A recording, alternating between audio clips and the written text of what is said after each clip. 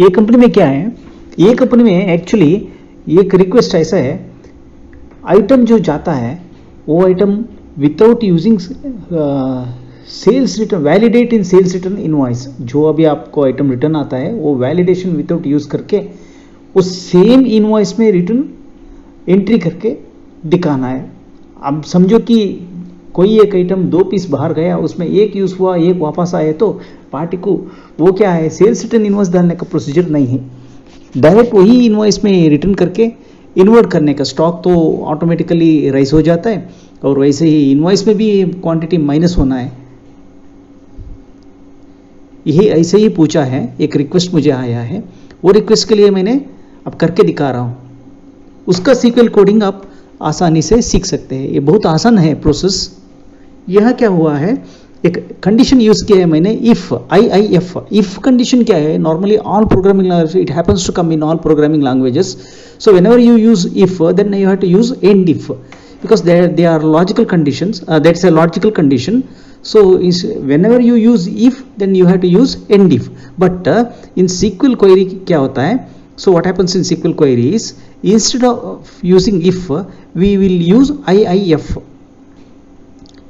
There will be IIF, actually that IIF function uses 2 values, that will check with one value and simultaneously it will check with the second value. If the first value is false then the output will be second value, and if the second value is false then the output, if the first value is right then the first output will be first value.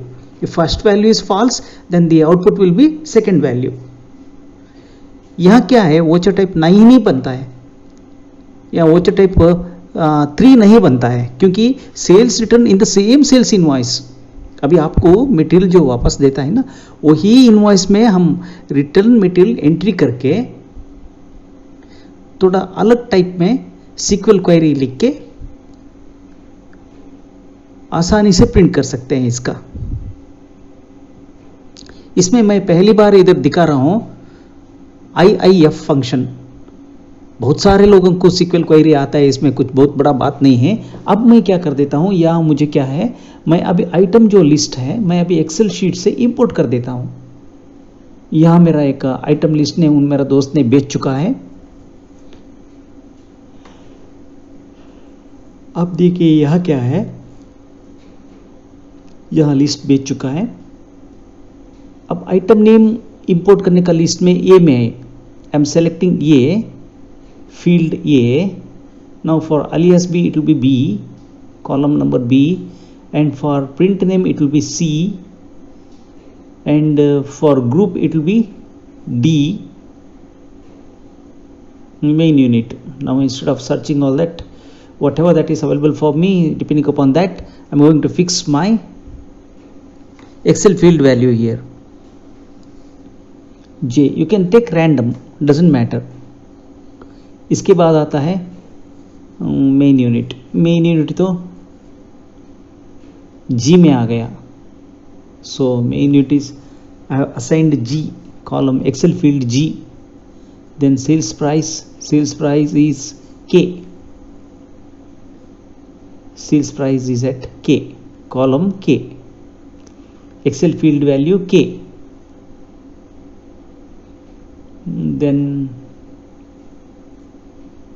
then group is at D, group is at D, then opening stock value item OP underscore stock value, वो ले रहा है field, I am searching for that। अब यहां से मैं क्या कर देता हूं, आइटम ओपनिंग स्टॉक वैल्यू ढूंढ रहा हूं, आइटम अंडरस्कोर OP डॉट लिख दिया तो आ जाता है। यहाँ देखिए item opening stock main unit, that वो क्वांटिटी है, ओपनिंग स्टॉक मेन यूनिट क्या है, क्वांटिटी है, वो F में है, वो अभी क्या हो जाता है, F में आता है। इसके बाद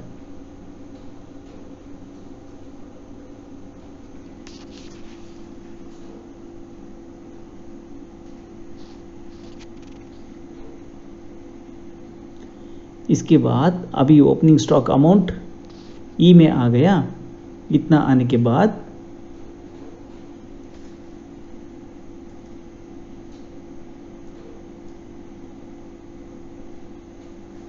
अब HSN कोड ये भी हो गया।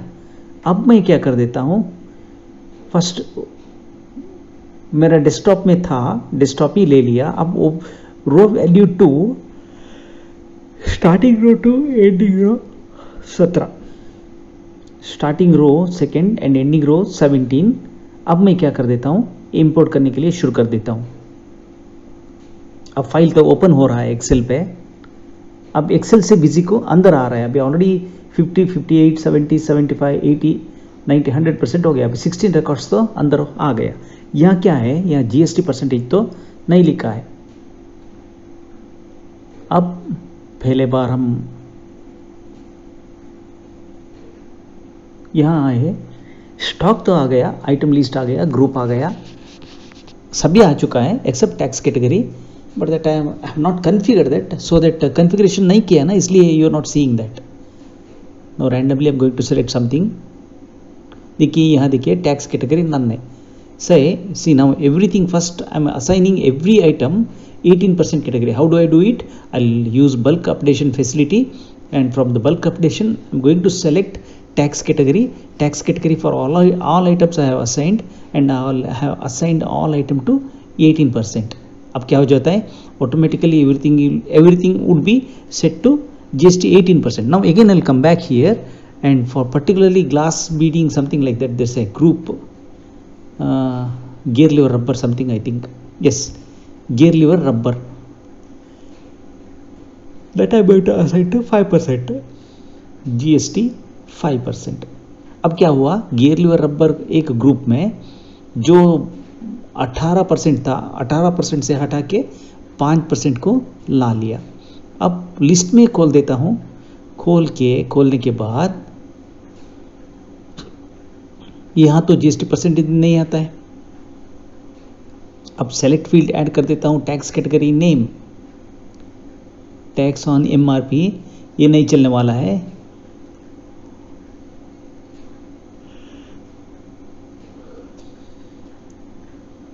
ये भी नहीं है। Tax category name, there is a field called, available field called tax category name, या that is the field. So अब रिपोर्ट में आ जाता है, custom report is confined now. अब देखिए यहाँ तो आ गया GST 5%, गियर लीवर रबर। अब ग्रुप का नाम तो रबर टी हो चुका है, RUBBERT हो चुका है, वो मैं ग्रुप में आल्टर करना चाहता हूँ, वो भी आल्टर कर देता हूँ। इसके बाद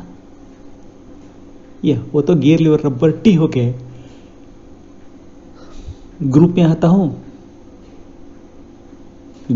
हूँ, मॉडिफाई में आता हूँ, गियर लीवर रबर टी हो चुका है, और लास्ट टी हटा देता हूं। अब सेव कर देता हूं।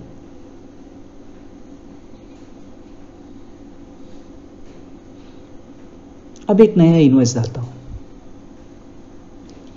यहां मैं, ये तो 11.4 शायद रहेगा, वर्जन 11.5 है। यहां मैं लोकल मल्टी रेट लेता हूं। अब F3 दबा के एक नया पार्टी क्रिएट कर देता हूं, निर्मल ट्रांसपोर्ट, ग्रुप सन्ट्री डटार, address Bhadravati, Shivamogga district, Karnataka state.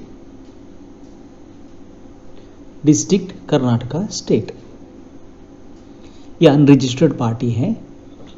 और यहां मैं ड्यू डेट डाल देता हूं 15 डेज, लेकिन मैं ड्यू डेट में प्रिंट में नहीं लेता हूं। अब आइटम बिलिंग शुरू कर देता हूं। ये जो है सेकेंड आइटम लेता हूं।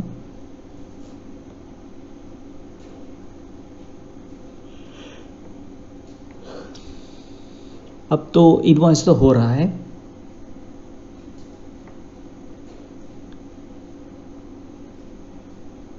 अब आइडलिंग रजिस्टर 2 पीस लेता हूं। 2 पीस में क्या है, एक्चुअली 1 पीस वापस आता है, वो वापस आने का लास्ट में दिखा देता हूँ कैसा आता है, कैसे एंट्री करना है।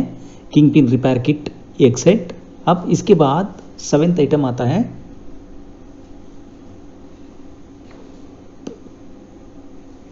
Brake shoe spring air brake big.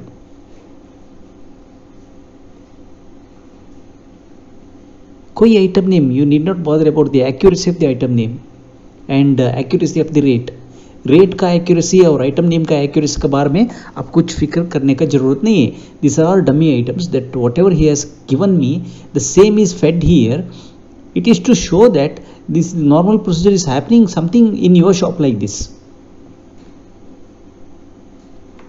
You need not bother about the brand, you need not bother about the rate.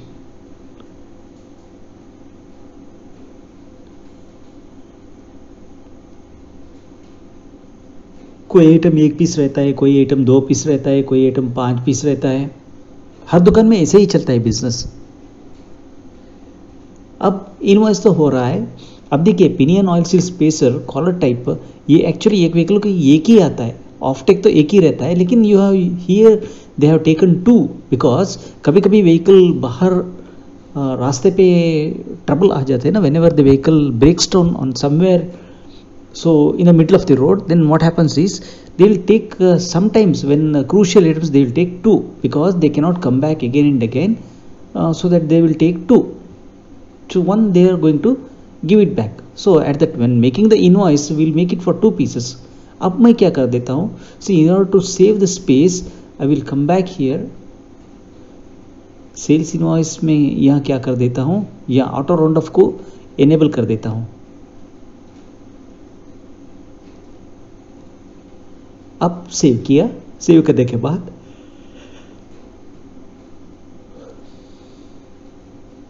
यहाँ ऑटो राउंड ऑफ नहीं है. अभी क्या हो जाता है, अब मैं बटन सेव बटन क्लिक करते ही ऑटो राउंड ऑफ आ जाता है. Here I am seeing CGST SGST, there are 4 lines. That is because see now I am going to select. अब मैं क्या कर देता हूँ, I am going to select that. Alt दबा दिया, यहाँ दबा के apply consolidated tax item for all items for all tax rates, ये यस कर दिया. अब कितना टैक्स रेट में भी बिल करो, यहाँ इनवॉइस में क्या हो जाता है, जब आप फिनिश हो जाता है इनवॉइस तभी आता है एक ही वर्ड.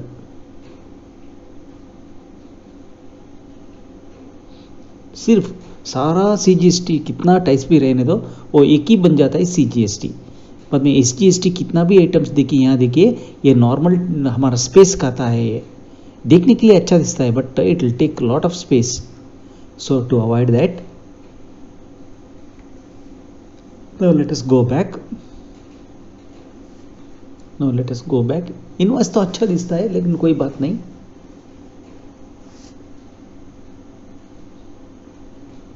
अब हम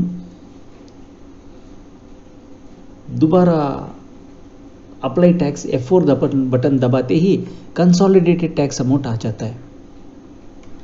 सी वो पूरा जाके स्पेस हटके कंसोलिडेटेड अमाउंट आ गया. तब इसका मेरा क्या हुआ, तब मुझे बॉडी में ज़्यादा स्पेस मिल गया.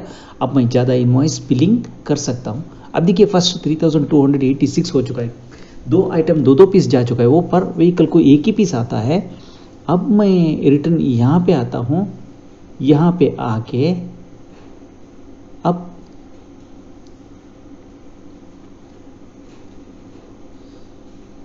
एक collar type pinion oil seal spacer क्या है, ये वो लेता हूँ. यहाँ आके यहाँ मैं -1 करने के लिए मेरे पास नहीं हुआ. अब मुझे वापस जाना पड़ेगा. यहाँ आके allow sales return in sales voucher को एनेबल करना है, परचेज रिटर्न को परचेज वोचर में एनेबल करना है. वो एनेबल करने के बाद अब now I will come back in the modification mode. अब मैं what I am going to do is now I am coming to item number 15. So what is that item, pinion oil seal collar space type. Now it is taking negative value. See अब देखिए, अब whatever that is charged same amount is taking now. So what is the use if I enter it over there. अब मैं यहाँ enter कर दिया तो क्या फ़ायदा है, इसके लिए मैं क्या कर देता हूँ, अब उसको छोड़ता हूँ. उसको छोड़ने के बाद आइडलिंग रजिस्टर है यहाँ पे. अब आइडलिंग रजिस्टर यहाँ लिखता हूँ. ये 2 आइटम मुझे वापस आ चुका है. What ever the value that is charge, so from the database it has picked the value. अब देखिए यहाँ देखिए रेट ऑटोमेटिकली कम हो गया. अब इनवॉइस रेफरेंस भी कम हो गया. अब इतना होने के बाद दोबारा इनवॉइस ओपन कर देता हूँ. अब प्रिंट प्रीव्यू में देखता हूँ.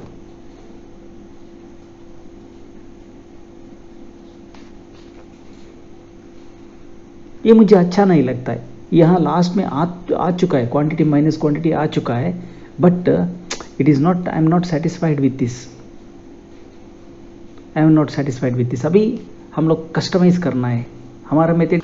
अब डिस्प्ले में आता हूँ, क्वेरी सिस्टम में आता हूँ, सीक्वल क्वेरी सिलेक्शन कर देता हूँ, एक शॉर्टकट बना देता हूँ कंट्रोल शिफ्ट F2। मेरा हमेशा प्यारा शॉर्टकट यही है, मैं यही बना देता हूँ। आप आपका हिसाब से आप बना सकते हो। अब शॉर्टकट को दबाया, यहाँ ऐड कर देता हूँ न्यू। आप कुछ भी नेम दे सकते हो, पासवर्ड भी रख सकते हो, कुछ भी आप कर सकते हो। यहाँ लिखता हूँ सेलेक्ट, अब एक सब क्वेरी लिखता हूँ, select name from master 1 where code is equal to tran2 dot master code 1। ये तो क्या देता है मुझे, मास्टर कोड 1 का नाम देता है। अब कॉमा डालिया, दूसरा लिखता हूँ tran2 dot d1 star multiplied by -1.00 from tran2। अब मैं क्या कर देता हूँ, where tran2 dot voucher type is equal to 9 and tran2 dot rec type is equal to 2। क्यों ऐसा कर देता हूँ, क्योंकि मैं सिर्फ सेल्स इनवॉइस में ही वापस ले रहा हूँ, परंतु मैं सेल्स रिटर्न इनवॉइस में मैं नहीं ले रहा हूँ। मैं वैलिडेशन कहाँ कर रहा हूँ, इसका नेगेटिव वैल्यू यही कर रहा हूँ, बाहर नहीं कर रहा हूँ। अब एक कंडीशन लिखता हूँ ग्रुप बाय, अब एक कंडीशन लिख देता हूँ यहाँ पे, एग्जीक्यूट करता हूँ, एग्जीक्यूट करके देखता हूँ, ओके ठीक है। Group by tran2 dot group by tran2 dot master code 1 and tran2 dot d1 लिखना, हाँ ओके, tran2 डॉट d1 बस इतना लिख देता हूँ। अभी क्या हो जाता है देखिए, अब पिनियन ऑयल सील वो कहाँ है, oil seal spacer collar type 2 या नीचे 1 आ गया। ये तो this is the result, this is the output. But ये आउटपुट क्या है, आपको ऐसे ही नहीं आने वाला है प्रिंट आउट में। अब वेयर एक स्पेस देता हूँ, tran2 dot voucher code is equal to tran2 dot voucher code is equal to @voucher code and tran2 dot rec type is equal to tran2 dot SR number is equal to @item SR number. यहाँ क्या कर देता है, ये condition आपको जो वहाँ आया है, अब ये ग्रुप वाई ये एग्जीक्यूट नहीं होने वाला है। अब कंट्रोल शिफ्ट F2 मैं दोबारा दबाया, दबा के यहाँ और एक क्वेरी लिखता हूँ सोनी। कुछ भी नेम दे दो, कैपिटल स्मॉल लेटर कुछ भी दे दो, वो कोई बात नहीं चलता है। ब्लैंक क्वेरी को सेव करता हूँ। अभी फर्स्ट क्वेरी से कॉपी कर देता हूँ, इतना ही कॉपी करके वहाँ लाता हूँ सोनी पे। अब सोनी तो क्या है, इतना लिख देता हूँ। इतना लिखने के बाद अब थोड़ा कंडीशन तो थोड़ा और लिखना पड़ेगा। अब इसके बाद मैं लिखता हूँ IIF इफ अब tran2 dot d1 is greater than 0, तब कामा डालो। देन गिन नहीं है, वेन केस नहीं है, then sales single quote close कर देता हूं। Sales return single quote close कर देता हूं, दोबारा कॉमा डालता हूं। नहीं तो अगर वो फेल हो गया, सेल्स सिंगल कोट क्लोज कर देता हूं। अभी इसको भी क्लोज करके वहां कॉमा डाल के अब रन कर देता हूं। अब प्रिंट को भेजने का कंडीशन हटा दिया, अब यहाँ डायरेक्ट स्केल में है। अब एक्सिक्यूट करके देखता हूँ, देखिए जो है वो सेल्स रिटर्न जो है, अब देखिए आइडल रजिस्टर एक पीस वापस आ चुका है, ठीक है। ये कंडीशन लेस देन हो गया तो सेल्स, ग्रेटर देन हो गया तो सेल्स रिटर्न। अब उसको सारा ब्रैकेट क्लोज कर देता हूं। अब ये IIF कंडीशन, ये मैं अभी इतना वीडियोस में ये पहली बार यूज कर रहा हूं। क्यों, देखिए अब मेरा वर्जन तो है EC, आप मेरा स्क्रीन प्रॉपरली देखिए, सीक्वल क्वेरी जो लिखा है वहाँ प्रॉपरली देखिए, model busy model stat REL 257 model तो EC डेमो कॉपी देखिए, busy 21 release 11.5 static release 257 and model EC demo copy. मतलब क्या है, ये EC वर्जन में चल रहा है, मैं एक्सेस में IAF फंक्शन नहीं चलने वाला है। बिजी का आपको मजा लेना है, बिजी से सारा काम आपको करवाना है, तभी आपको एंटरप्राइजेस वर्जन या इसमें जाना है। नॉर्मल फंक्शन के लिए काम के लिए आ जाता है, लेकिन बिजी का सारा मजा आपको लेना है तो आपको EC वर्जन में आना है, EC या SC वर्जन में आना है। EC या SC वर्जन में बिजी आपको सारा काम अच्छे से अच्छा करके देता है। यहाँ CPI टूलो ऑन CPI टूलो ऑफ कर देता हूँ। अब मैं बोल देता हूँ मुझे ब्लैंक स्पेस 96, उसके बाद बॉक्स लाइन हॉरिजॉन्टल कमा लेफ्ट, मैं 90 स्पेस 6 ब्लैंक स्पेस लेता हूँ।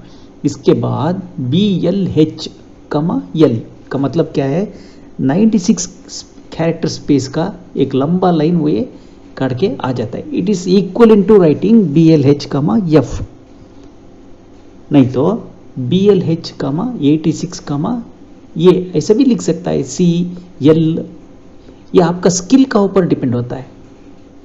मैं यहाँ क्या कर देता हूँ, अमाउंट ग्रैंड टोटल लिख देता हूँ, 12 स्पेस का लेता हूँ अमाउंट ग्रैंड टोटल, बाद में 10 स्पेस को कम कर देता हूँ, यहाँ BLV कमा A लेता हूँ। अब टोटल 96 स्पेस में 13 चला गया तो मुझे मिल जाएगा 83 स्पेस। अब ब्लैंक स्पेस में आ जाता हूँ, 83 स्पेस लेता हूँ, 83।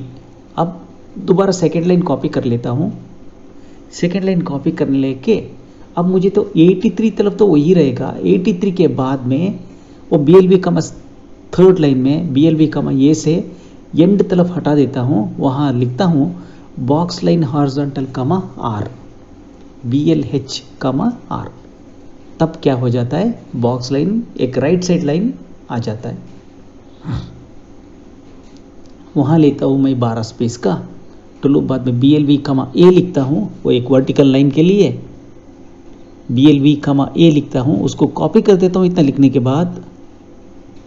अब कॉपी कर लेता हूँ इतना होने के बाद, अब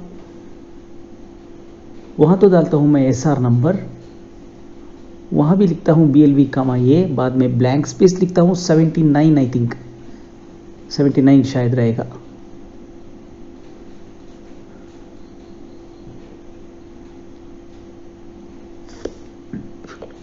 टोटल 96 स्पेस अब हो गया। अब बॉडी में आता हूँ, नीचे वो लाइन कॉपी कर लेता हूँ, वो कॉपी करके पेज कैरी और इन्फॉर्मेशन के लिए भी आप लिख सकते हो। हेडर में आता हूँ, 23 लाइन है इट इज, मैं 23 लाइन को लेता हूँ। अब 23 का काउंट कर रहा हूँ, वहाँ लिखता हूँ, बाद में दोबारा ऊपर चला जाता हूँ, 28 लाइन को चला जाता हूँ, 20, 21, 22, 23, 21, 22, 23 हो गया। अब 5 लाइन आ गए, यहाँ तो एक लाइन काट देता हूँ।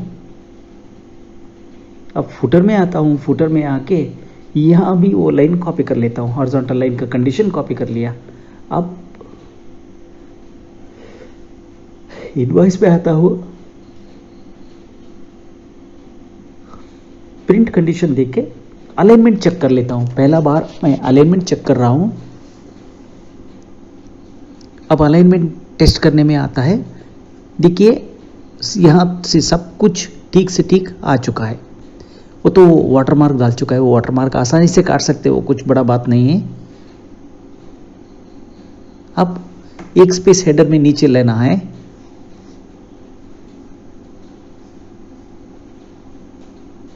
That watermark is not at all an issue for me, वो मैं जानता हूं कैसे काटना है, वो बात छोड़ो। अब यहां क्या हो जाता है, इतना तो है ही।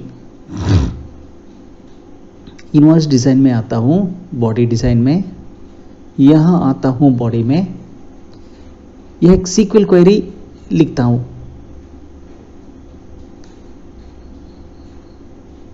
ये क्वेरी क्या है, सोनी का नाम है, कैपिटल लेटर स्मॉल लेटर कुछ भी फर्क नहीं पड़ता है, Sony semicolon row is equal to 1 column is equal to 2 column is equal to 1। यहाँ 16 स्पेस का है, यहाँ मैं लेता हूँ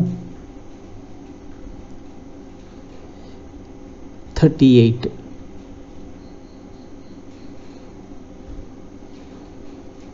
उसके बाद BLB कमा ये लेता हूँ 39 स्पेस को लेस करना पड़ेगा।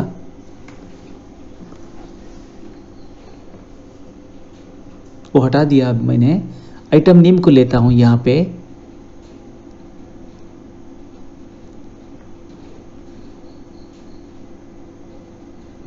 आइटम नेम को लेके यहाँ करता हूँ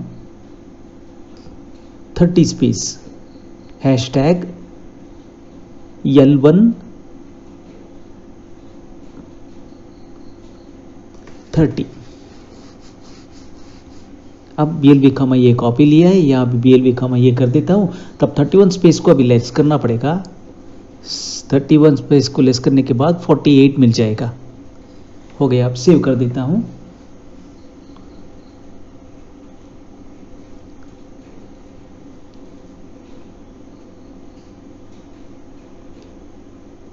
यहाँ करता हूँ मैं अभी Sony semicolon row is equal to 1 column is equal to 2। यह 10 स्पेस लेता हूं।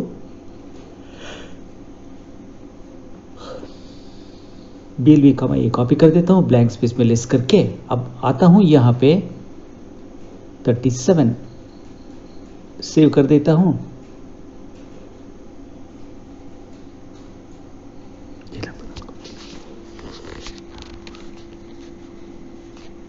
अब प्रिंट प्रीव्यू में आके देखते हैं।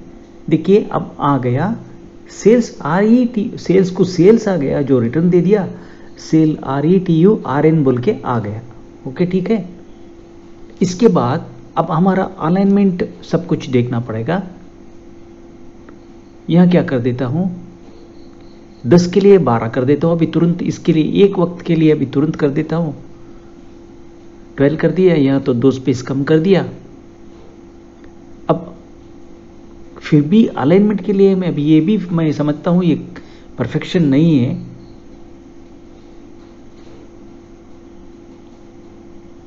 अब आगे बढ़ता हूं यहां बढ़ के, यहां देखिए, अब देखिए ये तो मुझे मिल गया।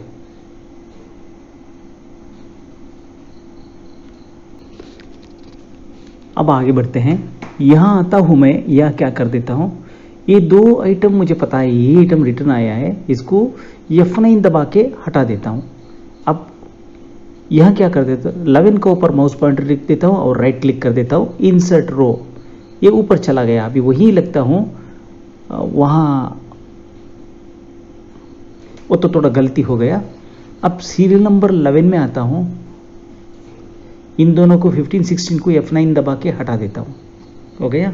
अब 12 में आता हूं, इंसर्ट रो कर देता हूं। अब दोनों का F7 दबा देता हूं। उसके बाद 12 का जगह में F7 दबा देता हूं, रिपीट वैल्यू हो जाता है। तब पीस तो एक -1 डाल देता हूं, ऑटोमेटिकली 65 माइनस हो गया। इतना के बाद पिन एनालिसिस स्पेसर 2 पीस चला गया, 1 पीस वापस आ गया। हो गया ठीक है। अब NU307 वो अभी 11 पे रखता हूँ, डिलीट रो कर देता हूँ, वो स्पेस चला गया। अब क्या हो जाता है पिन एनालिसिस स्पेसर तो 2 आ गया। अब दोबारा ऊपर सोचते जाता हूँ आइडलिंग एडजस्टर, हर एक आइटम को मैं टेस्ट कर रहा हूँ। यहाँ आ गया आइडलिंग एडजस्टर। अब यहाँ आके इंसर्ट रो कर देता हूँ, वो ऊपर चला गया। अब हटा देता हूँ 7 पर, हाँ 5 पर रख के अब आइडलिंग एडजस्ट दोबारा कर दिए, यहाँ कर देता हूँ -1। डिफॉल्ट वैल्यू 60 है, नहीं तो वही वैल्यू ऐड करना है। अभी 31 38 से अब इतना तो हो गया। सब मिला के इतना वैल्यू आ गया। अब यहां क्या है, यहां सेल्स रिटर्न से मैं हटा देता हूं, स्पेस ज्यादा ले रहा है। अब वहां इन्वर्टेड कोट में लिखता हूं, नहीं SLRT और यहां स्पेस ये उतना ठीक नहीं लगता है।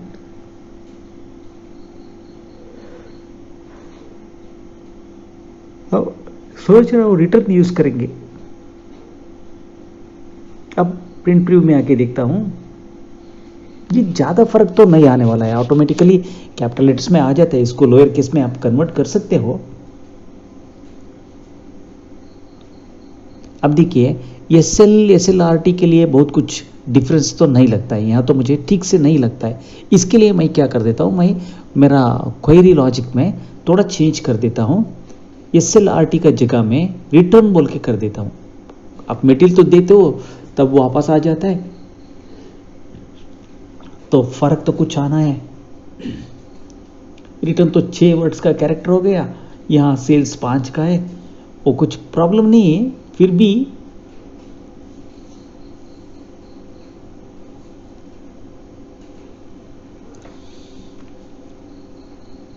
अब प्रिंट करके देखता हूं, देखिए सेल का जगह में सेल्स हो गया, रिटर्न आने का जगह में रिटर्न आ गया। रिटर्न का वैल्यू अमाउंट ऑटोमेटिकली माइनस आ गया। अब आगे लिखने शुरू कर देता हूं बॉडी पे, यहां तो कर देता हूं मैं, अब स्पेस तो बढ़ गए ना, 25 कर दिया, हटा दिया, अब हटा दिया स्पेस, यहां तो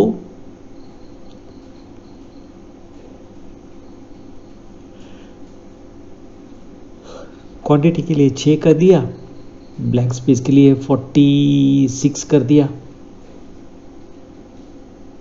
अब 46 करने के बाद यहां आप सेव करके देखना पड़ेगा।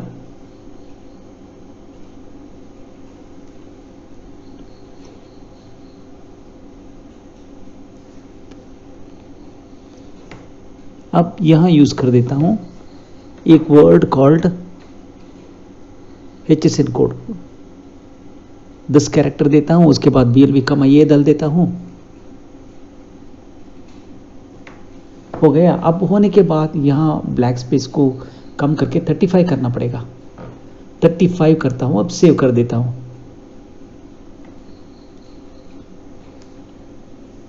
अब सेव कर देता हूं। अब सिर्फ क्वांटिटी फील्ड लेता हूं, क्वांटिटी मुझे 6 पीस का, बस 6 पीस लेता हूं, 8 पीस ले लिया है अब यहाँ पे। उसके बाद BLV का मैं ये कर देता हूँ 9 स्पेस अभी लेस कर देता हूँ, 26 हो जाता है ब्लैंक स्पेस वैल्यू, 26। अब सेव कर देता हूँ।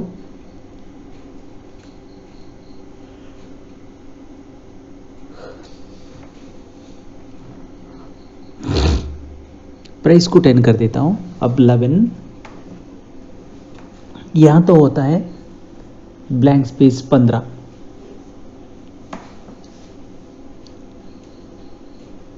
अब मुझे GST परसेंटेज तो ऐड करना है यहां पे,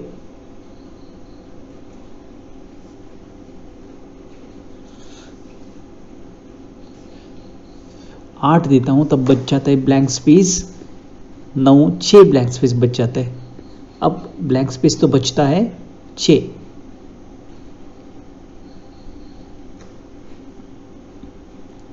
अब थोड़ा आप प्रिंट प्रीव्यू में आके देखता हूं,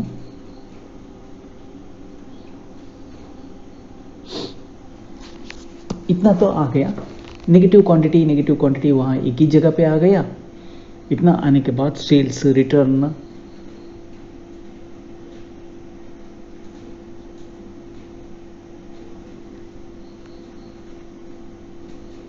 अब सारा entire item name is not coming, so I have to alter the invoice body. Now here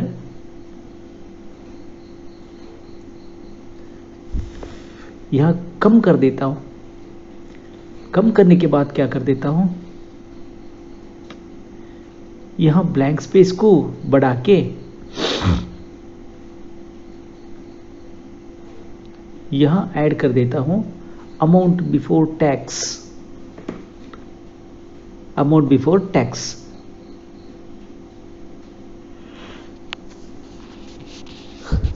इतना करके सेव करके एक बार देखता हूं, 21, ओके ठीक है। अब प्रिंट प्रीव्यू में आके देखता हूं, प्रिंट प्रीव्यू में आके देखते हैं। अब आइटम नेम क्या हो जाता है, ऑटोमेटिकली सेकेंड लाइन के लिए जाना पड़ेगा, जो फर्स्ट लाइन के लिए कितना सुटेबल होना है उतना ही सूट होके आके बैठ चुका है। अब मैं क्या कर देता हूं इसको, ये फर्स्ट लाइन के लिए कितना सुटेबल है, इतना आके बैठा है। अब बॉडी में क्या कर देता हूं,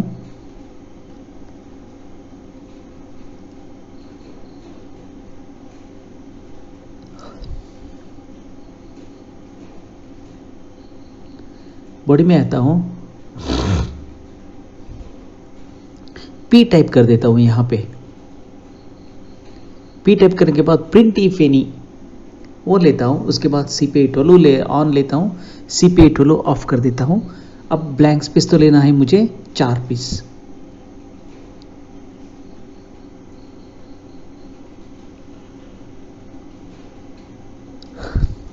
जब आप प्रिंट इफ एनी लेते हो तब उसका सामने BLV का ये यूज नहीं कर सकते हो, ये परमिट नहीं करता है आपको। अब L1 का जगह मैं L2 लेता हूं, सिमिलरली L3 भी लेता हूं, L2 का जगह मैं L3 लेता हूं, third line with 21 characters of space. इतना लेता हूं, कंट्रोल V कर देता हूं।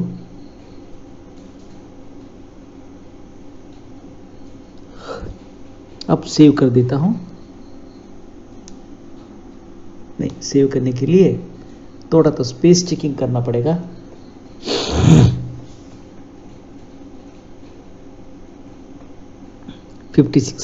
अब क्या हो जाता है, condense on condense of use कर देता हूं, क्योंकि मेरे पास तो 21 कैरेक्टर का स्पेस है।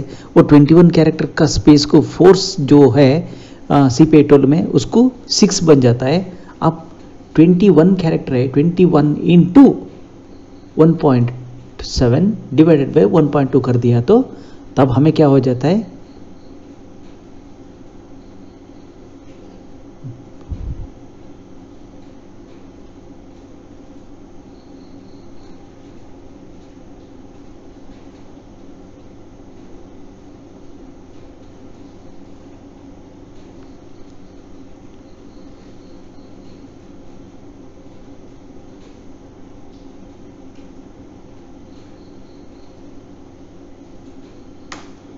अब बॉडी में आता हूं, आइटम डिस्क्रिप्शन इफ एनी लिख देता हूं।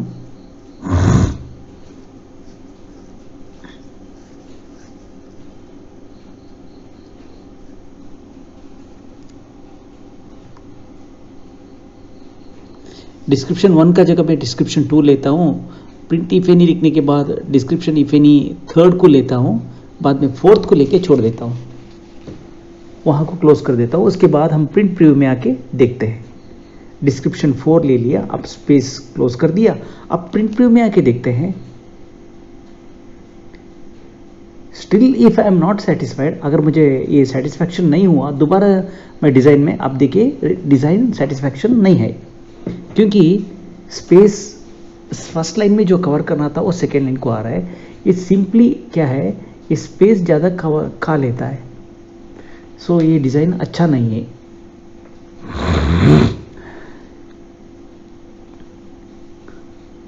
अब दोबारा इनवॉइस बॉडी में आता हूं।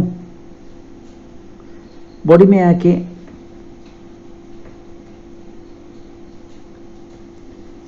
चेंज करना पड़ेगा।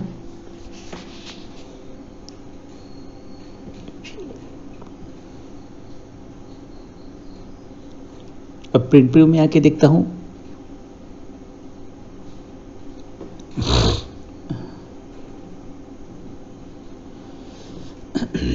GST परसेंटेज को 8 कर दिया।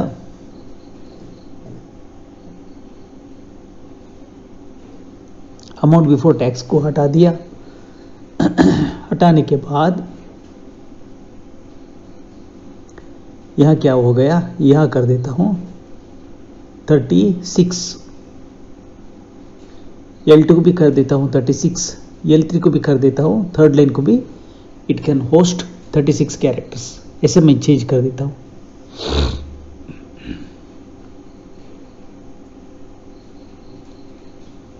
यहां 40 कैरेक्टर्स लेता हूं, बाद में कंडेंस ऑफ को ऑफ करके कंडेंस ऑन कर देता हूं, CP8 ऑफ ऑन कर देता हूं।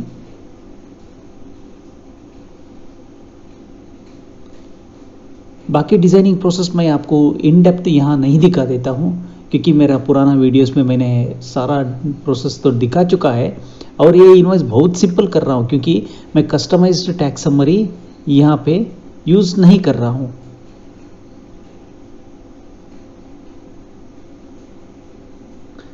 Thirty six